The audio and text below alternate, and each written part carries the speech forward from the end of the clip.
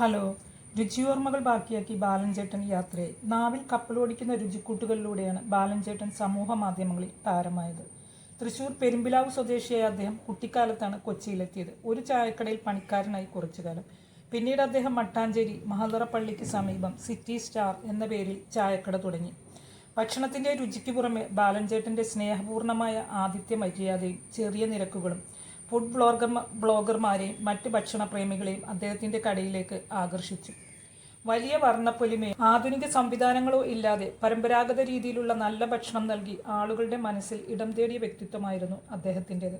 വട്ടത്തിലുള്ള സാധാരണ പൊറോട്ടയ്ക്ക് പകരം അദ്ദേഹത്തിന്റെ കടയിൽ വിളമ്പിയ ചതുര പൊറോട്ട ചെറുപ്പക്കാർക്കിടയിൽ വളരെ പ്രശസ്തമായിരുന്നു. തനി നാടൻ രീതിയിലുള്ള ബീഫ് റോസ്റ്റും മീറ്റ് ചാപ്സും കൂടിയാകുമ്പോൾ പിന്നെ പറയാനുണ്ടോ. ബാലേട്ടന്റെ കട മട്ടാഞ്ചേരിയിലെ പ്രധാന ആകർഷണ കേന്ദ്രമായി. ഭക്ഷണം കഴിച്ചു മടങ്ങിപ്പോകുന്നവരുടെ നല്ല വാക്കുകളാണ് ബാലേട്ടനെ സംബന്ധിച്ചിടത്തോളം കടയുടെ ഏറ്റവും വലിയ പരസ്യം. കുറഞ്ഞ വിലയ്ക്ക് രുചിയുള്ള ഭക്ഷണം, ഇതായിരുന്നു അദ്ദേഹത്തിന്റെ രീതി. കുടുംബസമേതവും ഇവിടെ ധാരാളം ആളുകൾ എത്തുമായിരുന്നു.